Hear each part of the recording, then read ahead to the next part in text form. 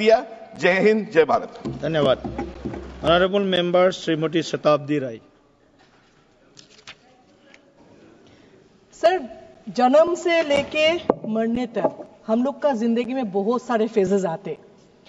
हर as में हम लोग का पसंद नापसंद बदल जाते, रिश्ते बदल जाते, मोहब्बतें बदल जाते, दोस्ती बदल जाते, प्रायोरिटी बदल जाते। लेकिन जन्म से मरने तक एक चीज नहीं बदलते, वो है भूख।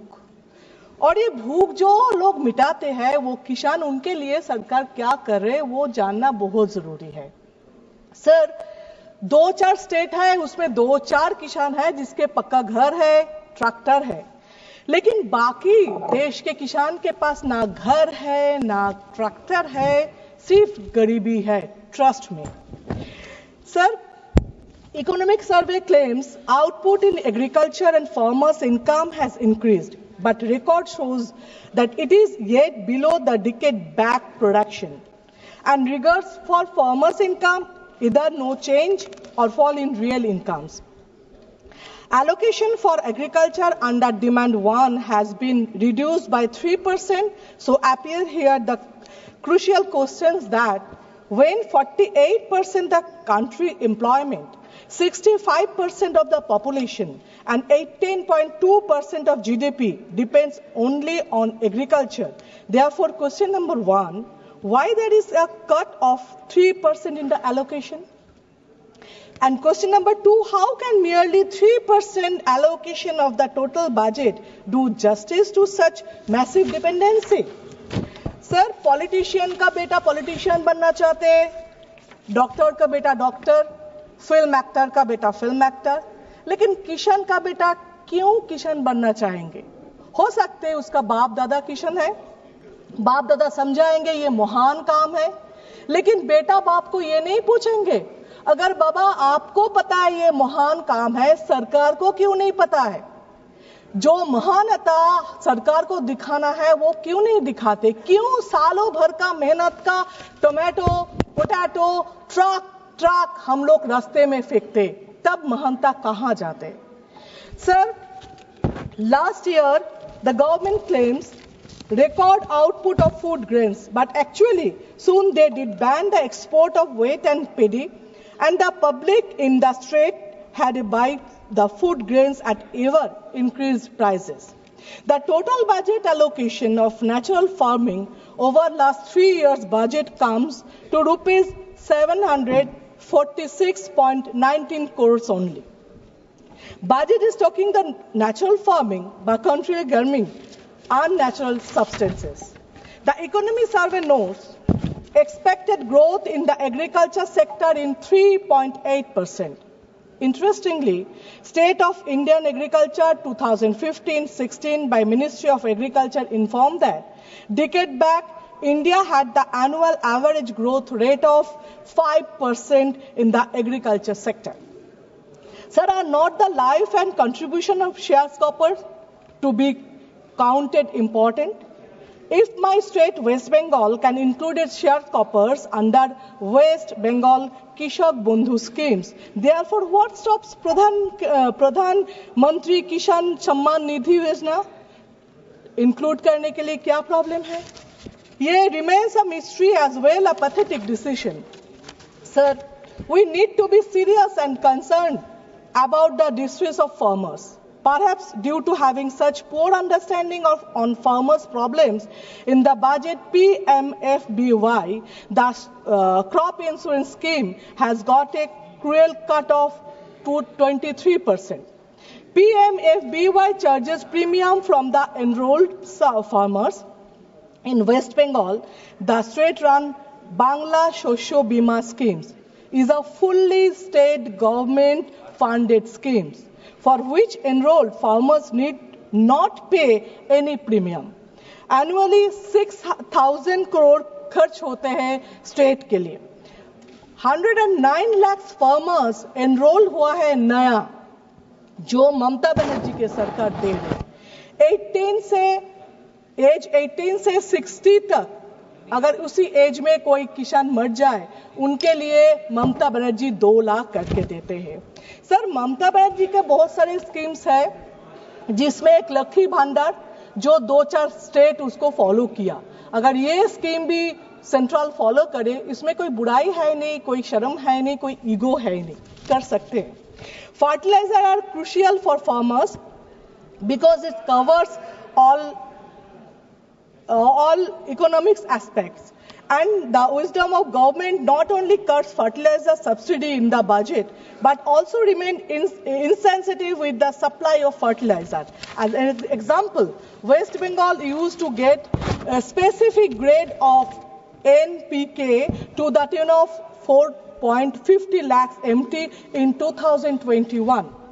The pathetic fact is, in 2024-25, the quantity of supply of the same grade was reduced to 1.33 lakhs MT.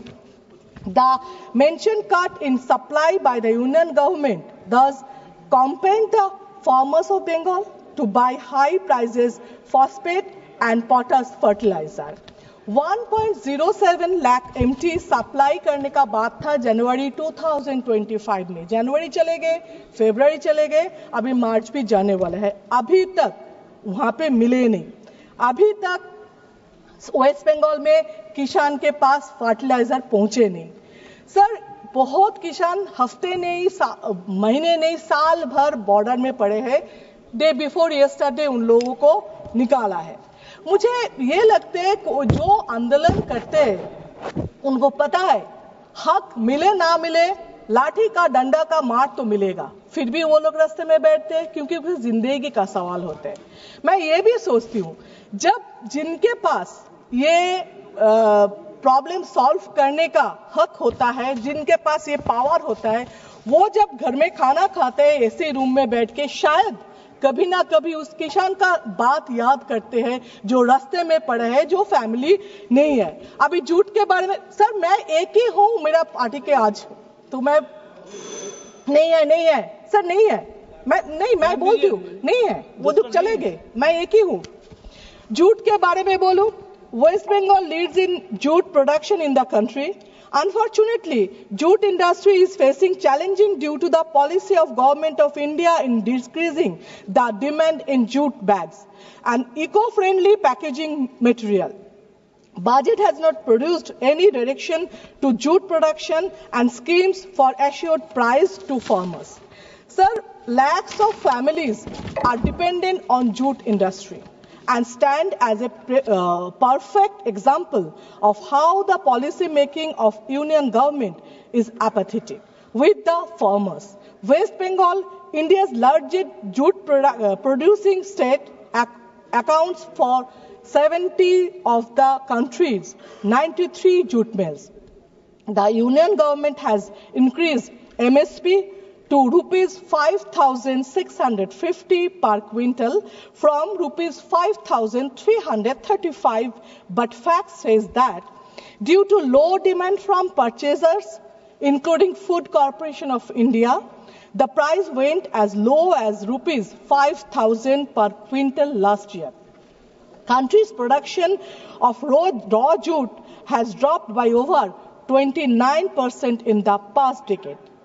पता है सर, टाइम कम है और हम लोग अपोजिशन में भी हूँ, सरकार का गलती बोलती हूँ, झूठ जो है वो सच क्या है वो भी बताती हूँ, इसलिए टाइम और भी कम हो जाते। यह भी पता है तारीफ करने से, वाह करने से टाइम ज्यादा मिल जाते। एनीवेज, मैं एक स्टोरी बता के खत्म करना चाहती हूँ। ये स्टोरी भी नहीं है, एक इंसिडेंट है, एक रियलिटी है हम लोग का देश का। मैं एक जगह पे गई थी, जगह का नाम नहीं बता रही हूँ क्योंकि लोग चीखने चिल्लाने लगेंगे। वहां पे कोई बच्चे खेल रहे थे, कुछ बच्चे, उनसे देखने से पता चलता है वो गरीब है, किसी का शर्ट नहीं है, किसी का पैंट नहीं है, किसी का चप्पल नहीं है, और घर भी देखने से पता चल रहे थे वो गरीबी है। तो देखा एक बच्चे के हाथ पैर में कुछ रैशेस थे, स्किन डिजीज जैसा। मैंने उसको बुलाया, मैंने बोला ये क्या हुआ? बोला पता नहीं। मैंने बोला ये स्किन डिजीज है, डॉक्टर के पास गए थे? बोला नहीं, उनके पास तो डॉक्टर बहुत दूर की बात है, कुछ होते थे माँ शायद कोई लगा देते, हल्दी चरण ये सब, लेकिन वो फिर भी बोला नहीं। फिर मैंने बोला तुम नहाते नहीं हो? क्योंकि पता है बच्चे लोग नहाने से भागते और जो मिट्टी में खेलते शायद वो मिट्टी कीचड़ उसको लगने से वो स्किन डिजीज हुआ। मैंने फिर से पूछा नहाते नहीं हो?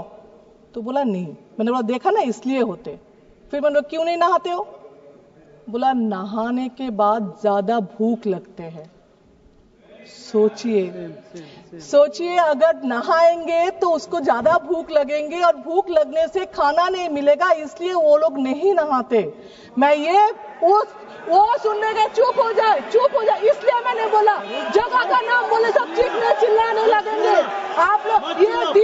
ये रियलिटी है। अगर उस टाइम मैं सुन के मैं चुप हो गई हूँ, मैं इसीलिए बोला ये बोलने से ये चीखेंगे, ये चीखना चिल्लाना इसीलिए ये देश का है। लेकिन मैं उस दिन वो सुनने के बाद चुप रही। लेकिन मैं ये बात करूंगी सरकार को, ये सुनने के बाद प्लीज आप लोग चुप मत रहे, कुछ कहे कुछ करे, ऐसा चीखना नहीं, काम करना है। Thank you sir.